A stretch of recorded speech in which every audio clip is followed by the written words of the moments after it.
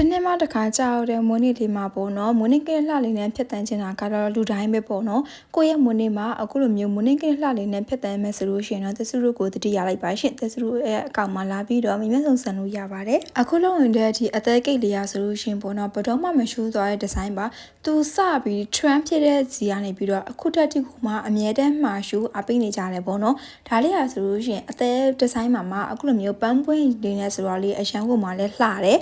ပုံရိုက်မယ်ဆိုလို့ရှိရင်သူတို့တစ်ထည့်လေးနဲ့ကြည့်လို့လှတယ်ပေါ့နော်ဒါကြောင့်မလို့အခုနောက်ပိုင်းဆိုလို့ရှိရင်တော်လေးကမှလည်းမှားယူအားပေးချပါတယ်သူရဲ့ဒီ color design อ่ะဆိုလို့ရှိရင်ကိုယ်စိတ်ဆိုင်ပေါ့နော်မှားလို့ရပါတယ်အခုကတော့ပန်းရောင်လေးနဲ့အဖြူလေးနဲ့ကိုဆက်ထားတယ်